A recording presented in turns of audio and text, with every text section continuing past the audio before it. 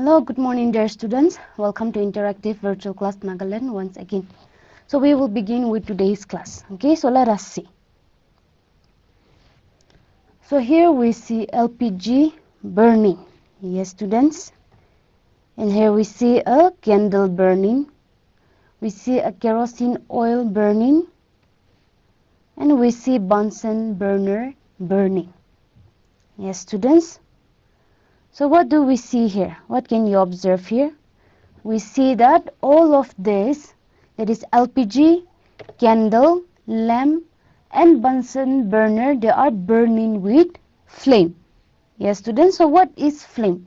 We will learn about flame in today's class. Okay, but before proceeding further, what difference do you find in the color of these flames? Okay, we have different substance burning here. We see that they are also burning, they all are burning with flames. Yes, students, so are the flames the same or do they differ in color? Yes, students, we see that the color of the flames are different.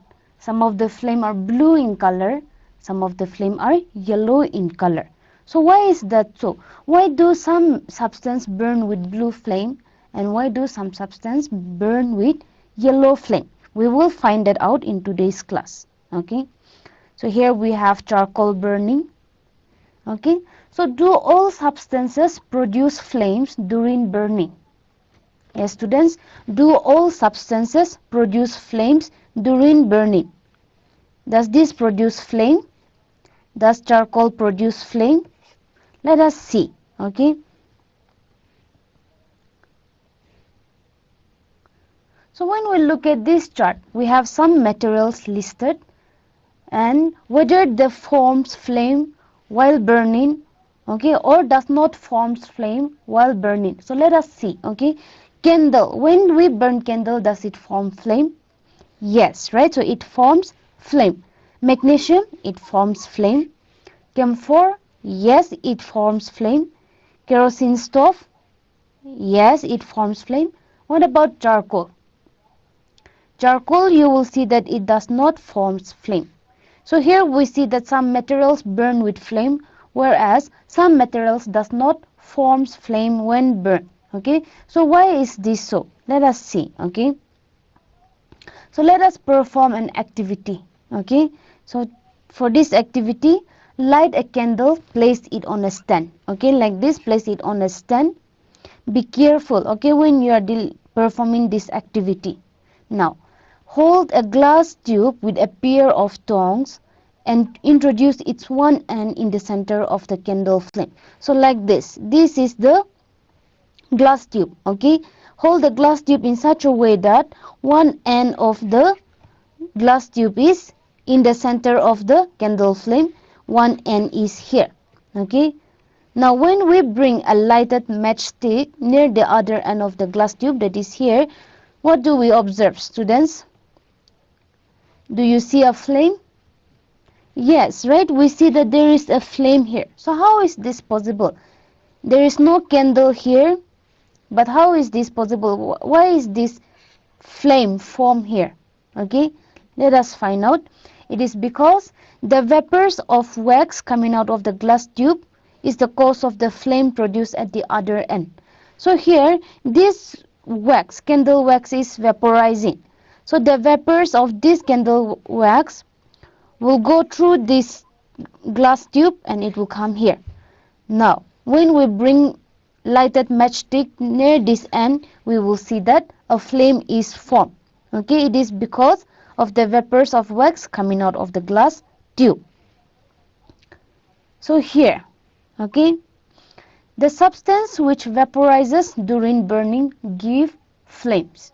Okay, the substance which vaporizes during burning gives flames, and the substance which does not vaporizes will not give flame. So here we have candle and kerosene oil, right? Kerosene oil and molten wax rise through the wick and are vaporized during burning and form flames. The candle wax, the kerosene oil, they vaporizes during burning, and that is why they give flames or they produce flames. Okay, whereas in the form of charcoal, it does not form because Charcoal does not vaporize and so does not produce a flame. So remember the difference, okay? Flame will be formed only when the substance vaporizes during burning. If the substance does not vaporize during burning, it will not produce flame. And that is why we see that here kerosene oil and molten wax, they produce flame during burning, whereas charcoal does not produce a flame because it does not vaporizes. Okay? So are you clear, students? Are you clear why some substance form flames during burning and why some substance does not form flame while burning? Yes, right? It is because only the substance which vaporizes during burning will give flames. Alright, students, here we have LPG gas, right? Burning with a flame. So what is flame? Okay, flame is the visible gaseous part of fire or hot glowing ignited gas during combustion. Okay, so what is flame?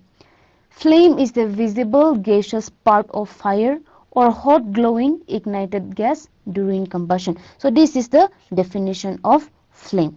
Okay, more to know. Okay, so you can try this at home. Take a lighted matchstick, hold it upward like this. Now change the direction in any way you want. Okay, like this. As you can see here, change the position of your hand. Hold the lighted matchstick and change the position of your hand in any way you want. Okay, what do we observe here? We see that the flame always flare upwards. Yes. So why is this? Why is it so? Why do flames always flare upwards? Yes, students, it is because the hot gas in the flame is lighter than the surrounding air. Okay, so the air pushes it upwards. The hot gas in the flame, in this flame, is lighter than the surrounding air, and so the air will pushes it upward. The air will pushes this flame upward. So no matter in what position you hold, okay, the lighted matchstick, whether you bend your hand or whether you hold it upright, you will see that the flame always flare upwards. Okay, so this is the reason. It is because the hot gas in the flame is lighter than the surrounding air, so the air pushes it upwards. Did you know? Okay, or do you know? Okay, here we have flame. This is also candle flame. This is also candle flame, but in two different situations. Okay, this is what we usually see, correct? Do you agree with me, students? Yes, right? So in zero gravity, where heat does not rise, candle flames take on a uniform spherical shape instead of the teardrop once seen on Earth. In space, because there is no gravity, flame takes spherical shape. So this is what we see on Earth, where there is gravity, right? A teardrop, okay? Teardrop shape. We see the teardrop shape of a candle flame in the presence of gravity. But in the absence of gravity or in zero gravity, we will see this structure. Okay, so this is the difference of the shape of the candle flame in the presence of gravity and in the absence of gravity. Okay, more to know. Okay, more to know. Do you know what is this? Yes, students, we use this burner in laboratory. Gas burner used in laboratories is a source of heat. Okay, and this is called Bunsen burner. The Bunsen burner was named after and co-designed by Robert Bunsen in 1854. So this Bunsen burner was named after Robert Bunsen, and he also co-designed this Bunsen burner, which is used as a source of heat in laboratories. Okay. Alright, students, we have the first question for today. Please get your rough devices ready. The question is, the substances which vaporizes during burning gives which of the following? Okay, I'm giving you 15 seconds for this question. Your time starts now. The substances which vaporizes during burning gives, option A is flame, option B is water, option C is oxygen, and option D is none of this.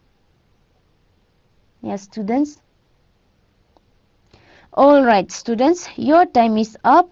And yes, good. The correct answer is option A, that is flame. The substance which vaporizes during burning gives flame. Alright, students, so here we have a candle flame. Yes, so using candle we will study the structure of flame. Okay, we will study structure of the flame by using candle. Okay, so when we light a candle and observe it carefully, okay, what will we see, students? Yes, you can go home, light a candle and observe the candle flame carefully. Okay, you will see that there are different zone. Okay, different zone in the candle flame. So let us see. We have the first outer zone, then we have the middle zone, and we have the innermost zone. So in a candle flame, you will see three zones. That is the outermost zone, the middle zone, and the innermost zone. Okay, so this is the different zone in a candle flame. The outermost zone is blue in color, so it is called blue flame. The middle zone is yellow in color, so it is called yellow flame. And the innermost zone is blackish area. It is black in color, it is the blackish area. Okay. The outermost zone is non-luminous zone. Now if you can remember the meaning of non-luminous, non-luminous, okay, does not give light. Okay, they do not produce light, they do not give light. So the outermost zone, which is blue in color, is a non-luminous zone. It does not gives off light. The middle zone is a luminous zone, meaning it gives light. Okay, so the middle zone, which is yellow in color, will gives off its own light, so it is luminous zone. The innermost zone, which is the blackish area, is the dark zone. No light, this layer does not gives off light. Okay, alright students, let us perform an activity again. Okay, so for this activity again, light a candle, put it on a stand. Okay, then hold a thin long copper wire just inside the flame for about 30 seconds. So take a thin long copper wire just inside the flame for about 30 seconds. Okay, what do we see here? If we look at this, what do we see, students? We see that the portion of the copper wire just outside the flame gets red hot, right? Inside this flame, we see that it is not red hot, but just outside, on the outside layer, outside zone, okay, it becomes red hot. Yes, students, so why is this so? Okay, it is because outer zone is more hotter than the middle zone. Okay, the outer zone, which is the blue color flame, is hotter than the middle zone. Okay, all right students, before proceeding further, let us answer one more question. The question is, the outermost zone of flame is dash in color. Okay, I'm giving you 15 seconds for this question. Your time starts now. The outermost zone of flame is dash in color. Option A is black, option B is blue, option C is yellow, and option D is none of this. Yes, students? Alright, students, your time is up, and yes, very good. The correct answer is option B, that is blue. Okay, the outermost zone of flame is blue in color. Okay. Alright, students, let us see. Here we see goldsmith making jewelries, right? Yes, students. So goldsmith blow the outermost zone of a flame with a metallic blowpipe for melting gold and silver. So if you visit, okay, goldsmith, you will see that the outermost zone of a flame with a metallic blowpipe for melting gold and silver. Okay. So why do they use the outermost zone of the flame? Why do goldsmith, okay, use the outermost zone of the flame? Yes, students, very good. It is because Metals like gold and silver need high temperature to melt. Okay, that's the reason goldsmith blow the outermost zone of a flame. The outermost zone of a flame is the hottest zone. Yes, students. And to melt, okay, metals like gold and silver, they need high temperature. Okay, so in order to melt this gold and silver, the goldsmith used the outermost zone of a flame. Okay, so here the outermost zone, which is also known as blue flame or non-luminous zone, is the hottest zone in a candle flame.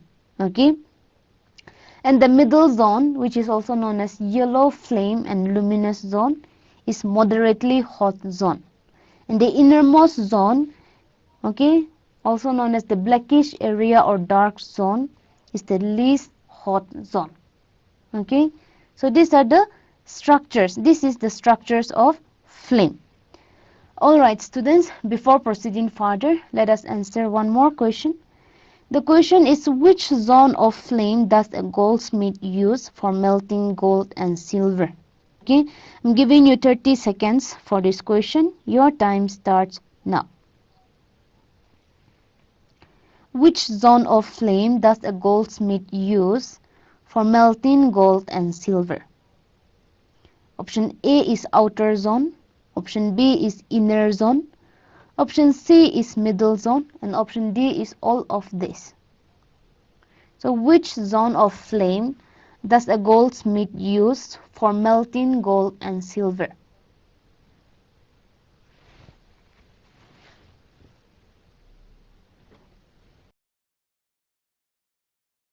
Alright students, your time is up, and yes, very good. The correct answer is option A, that is outer zone. We have seen that outer zone is the hottest zone, and to melt metals like gold and silver, they need high temperature. So the goldsmith used the outermost zone, okay, for melting gold and silver. Solve this, okay? We have container A and container B. Okay, they have the same amount of water in beaker. Okay, they have the same amount of water in a beaker. Okay, so which container water will heat up first? Yes, students, can you tell me which container water will heat up first, container A or container B? They have the same amount of water. Okay, I'm giving you a hint. Okay, observe closely the color of the flame. Okay, yes, if we observe the color of the flame closely, we see that this container A is heated with blue color flame, and this second container, that is container B, is heated with yellow color flame. Now in our previous slides we have learned that blue flame, okay, the outermost zone or blue flame is the hottest zone. Yes, so this blue flame is hotter than this yellow flame. Okay, so container A will heat up first before container B, because this provide more heat because it is hotter than yellow flame. Okay, so container A will heat up first. Okay, this because it is heated with blue flame, which is hotter than yellow flame. Okay. Alright students, we have another question. Please get your rough devices ready. The question is, Anu wants to boil water quickly in a test tube. On observing the different zones of the flame, which zone of the flame will be best for Anu to boil water quickly? Option A is blue zone, option B is yellow zone, option C is black zone, and option D is none of this. So I'm giving you 30 seconds for this question. Your time starts now.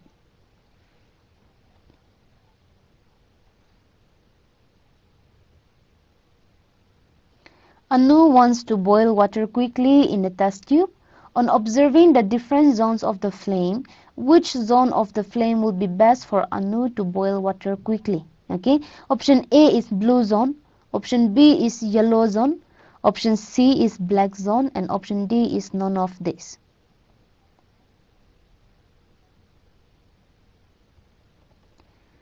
Alright students, your time is up, And yes, we have seen that blue zone is the hottest zone.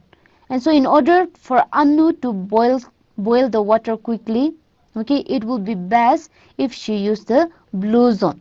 So yes, our correct answer for this question is option A, that is blue zone. Okay, very good, students. Now, what do we observe here, students? We see that in this kerosene lamp there is blackening of this glass. Yes, students. And here also we see blackening of glass. So blackening of glass. Why is this so? Okay, or why is this happening? Let us find out. But before that, let us answer one more question. Please get your rough devices ready.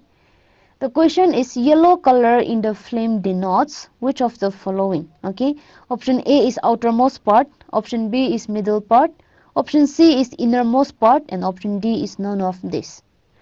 Giving you 30 seconds for this question. Your time starts now. Yellow color in the flame denotes option A is outermost part, option B is middle part, option C is innermost part, and option D is none of this.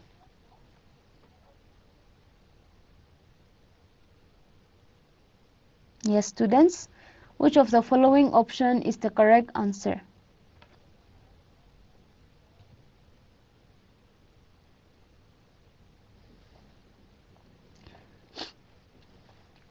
Alright, students, your time is up, and yes, good. The correct answer is option B, that is middle part. Okay, yellow color in the flame denotes middle part. Okay, so option B is the correct answer. Now coming back to blackening of glass. Okay, why is this happening, or why is this blackening of glass happening? Let us find out by performing an experiment. Okay, so introduce a clean glass plate or glass slide into the luminous zone of the flame. Okay, into the luminous zone of the flame, meaning the yellow flame. Okay, the yellow flame. Hold it there with a pair of tongs for about 10 seconds, then remove it. Okay, so introduce a clean glass plate into the luminous zone of the flame, that is the yellow flame. Hold it there with a pair of tongs for about 10 seconds and then remove it. Okay, what do you observe? Okay, let us see. So we will get this, something like this. Okay, when we put a glass light on the luminous zone of the flame and remove it, we will see that there is formation of a circular blackish ring. So a circular blackish ring is formed on glass plate or slide. So why is this so? What are these black color form? Okay, what is present here? Or why is there formation of a circular blackish ring on the glass plate? Let us see. It indicates the deposition of unburned carbon particles present in the luminous zone of the flame. Okay, so this circular blackish ring, it indicates, okay, the deposition of unburned carbon particles present in luminous zone of the flame.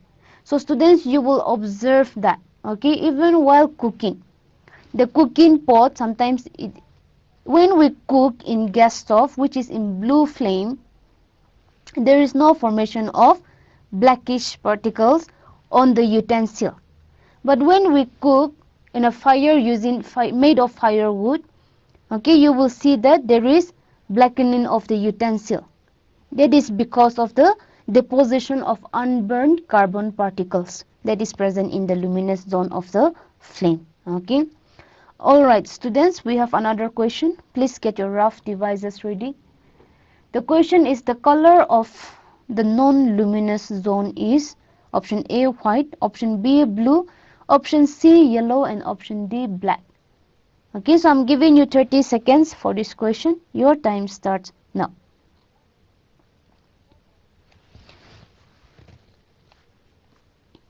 The color of the non-luminous zone is option A white, option B blue, option C yellow, and option D black. Yes, students.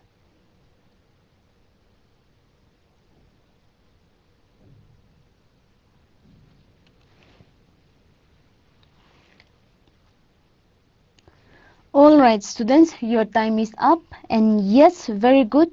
The correct answer is option B, that is blue. Okay, the color of the non-luminous zone, that is the outer zone, is blue in color. Okay. Alright students, so we have seen that the outermost zone, in the outermost zone, okay, that is blue flame or non-luminous zone, or the hottest zone, there is complete combustion. So this zone is also known as complete combustion zone. And the middle zone is a partial combustion zone. It is because we have seen that there is, when we bring glass light into this luminous zone, we will see that a circular blackish ring is formed. It is due to the deposition of unburned carbon particles. So in this middle zone there is partial combustion, so it is known as partial combustion zone. And in the innermost zone there is no combustion. Okay, in this innermost zone unburned wax vapors are present. Combustion does not take place in this innermost zone. So this is the structure of the flame, okay, by using a candle flame. Let us quickly check. Okay, the outermost zone, we have three zones: the outermost zone, the middle zone, and the innermost zone. Outermost zone is blue in color, so it is known as blue flame. Okay, the outermost zone does not give off light, so it is the non-luminous zone. The outermost zone is the hottest zone. Okay, hottest zone. And in this outermost zone complete combustion takes place. There is no unburned carbon particles in the outermost zone. Okay, so this is known as complete combustion zone. So outermost zone is also known as blue flame. It is the non-luminous zone. It is the hottest zone, and in this zone is also known as complete combustion zone. Coming to middle zone. Okay, middle zone is yellow in color, so it is known as yellow flame. Middle zone gives off light, so it is the luminous zone. Middle zone is moderately hot zone, and in this middle zone there are unburned carbon particles. Okay, so in this zone there is partial combustion, so it is also known as partial combustion zone. So middle zone is also known as yellow flame. It is luminous zone, it is moderately hot zone, and it is also known as partial combustion zone. Then we have the innermost zone. Innermost zone is the blackish area. It is black in color. It is also known as dark zone, and it is the least hot zone. In this zone there is unburned wax vapors. In the innermost zone combustion does not take place. Okay, so students, I hope you are clear with the structure of flame. Yes students, outermost zone is the blue flame. It is non-luminous zone, it is hottest zone, and it is complete combustion zone. Middle zone is yellow flame. It is luminous zone, it is moderately hot zone, and it is partial combustion zone. The innermost zone is blackish area. It is dark zone, it is least hot zone, and in this innermost zone there are presence of unburned wax vapors. In innermost zone combustion does not takes place. Okay, so students, I hope you are clear with the structure of the flame. Yes students. Alright students, let us answer one more question. Okay, let us answer one more question. In which zone of the candle flame no combustion takes place? Okay, option A is inner zone, option B is middle zone, option C is outer zone, and option D is all of three zones, all the three zones. Okay, so in which zone of the candle flame no combustion takes place? We have four options. I'm giving you 30 seconds to respond to this question. Students, your time starts now. In which zone of the candle flame no combustion takes place? Option A is inner zone, option B is middle zone, option C is outer zone, and option 3 is all of the three zones.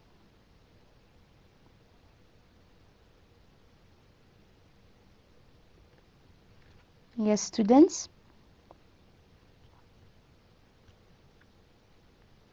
Alright, students, your time is up, and yes, very good. The correct answer is option A, that is inner zone. Okay, in the inner zone, okay, there is unburned wax vapors.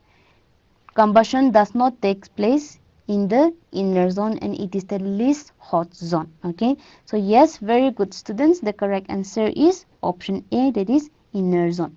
In inner zone of the candle flame, no combustion takes place. Alright, students, again we have two cases here. In the first case, okay, in the first situation, we see that the lady is cooking, okay, using a blue flame. Yes, students. And in the second, we see that the woman is cooking using yellow flame. Okay. So in the blue flame, the supply of oxygen is rich. Okay. The supply of oxygen is rich. And in second case, supply of oxygen is insufficient. Okay. Now, when the supply of oxygen, if you can recall the essential components of combustion, oxygen is one.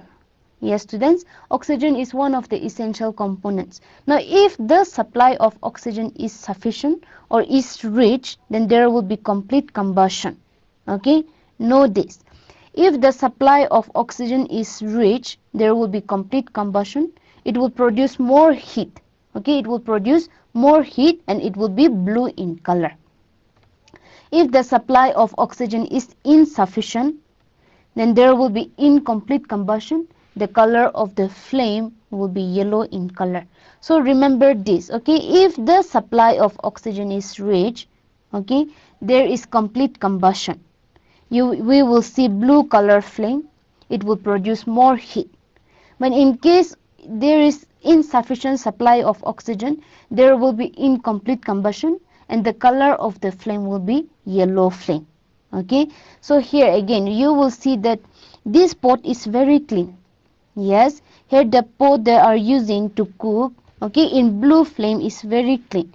But in this pot you will see that there are some blackish particles deposited on the surface of the pot. This is due to the deposition of unburned carbon particles. Okay, you can observe it at home.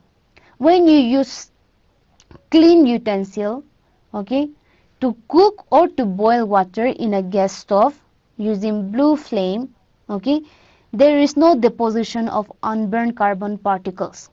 The utensil will be clean. But when you cook, okay, using a clean utensil in a fire, okay, using firewood, then there will be black deposition on your utensil. It is because in the first case, okay, in blue flame there is supply of oxygen is rich. So there is complete combustion. There is no unburned carbon particles. So the utensil will be clean. But in the second case, okay, in yellow flame, the supply of oxygen is insufficient. There is incomplete combustion or partial combustion. So there will be deposition of unburned carbon particles on your utensils. And that is why you will see that in blue flame, there is no deposition of unburned carbon particles. In yellow flame, there will be deposition of unburned carbon particles. Okay. Alright, students. So in today's class, we have discussed about flame. Yes. First, we have seen, okay, why some material or why some substance give or produce flame while burning, whereas some substance does not give or produce flame while burning. We have seen that the substance which vaporizes during burning will give flame. Example are molten wax and kerosene oil, whereas some substance will not give flame because they do not vaporize during burning. One example is charcoal. Now what is flame? Yes, students, what is flame? We have seen that the visible gaseous part of fire or hot glowing ignited gas during combustion is called flame. The visible gaseous part of the fire or hot glowing ignited gas during combustion is called flame. Okay. Now we have also seen that in zero gravity, okay, in zero gravity, the flame will take the shape of a spherical shape like this. But in the presence of gravity, we have the teardrop shape. That is what we usually see. Okay, so in the absence of gravity, in zero gravity, this will be the shape of the candle flame. On earth, where there is gravity, this will be the shape of the. Seen that the gas burner, also known as the Bunsen burner, which is used as a source of heat in laboratories, was named after Robert Bunsen, and it was co-designed by Robert Bunsen. Okay, we have also seen that the flame will always flare upwards. Yes, students, no matter in which position you hold the flame, you will see that the flame will always flare upwards. It is because the gas, okay, in the flame is hotter than the surrounding air, so the surrounding air will pushes the flame upwards, so the flame will always flare upwards. Okay, now we have seen the structure of flame. Yes, students, the structure of flame using candle flame. What I want you to do is, if you go home, light a candle and observe the structure of the candle flame carefully. Okay, then you will be able to understand this better. We have seen that in a candle flame there are three zones: the outermost zone, the middle zone, and the innermost zone.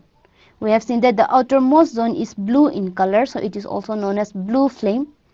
It is non-luminous zone, it does not give light. It is the hottest zone, and in this zone there is complete combustion, so it is also known as complete combustion zone. The middle zone is yellow in color, so it is also known as yellow flame.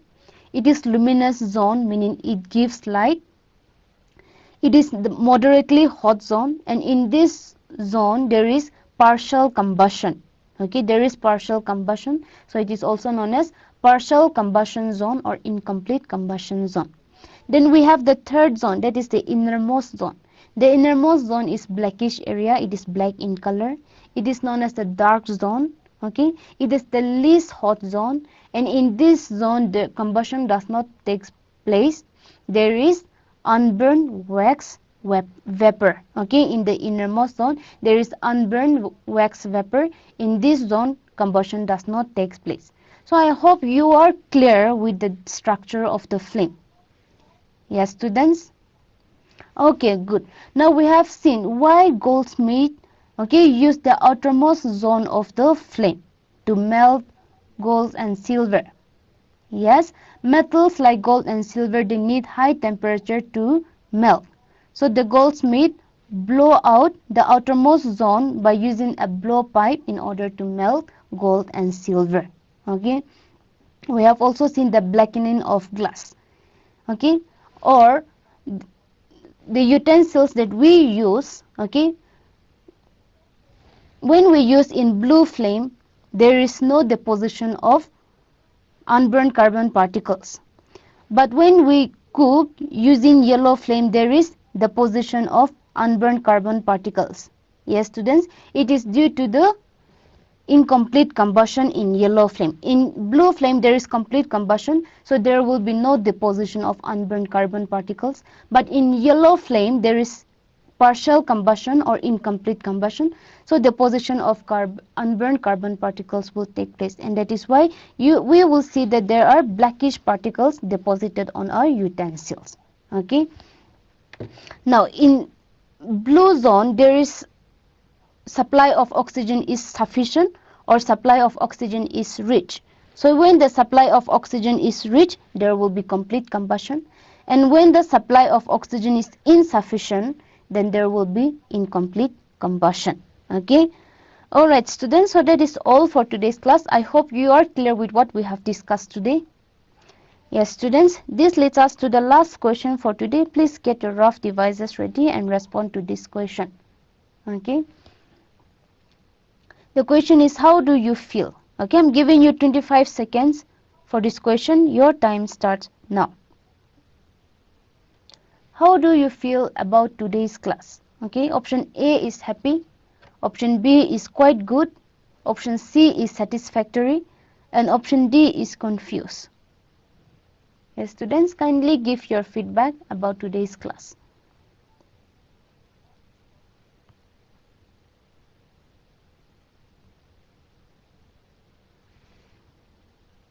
Alright students, your time is up.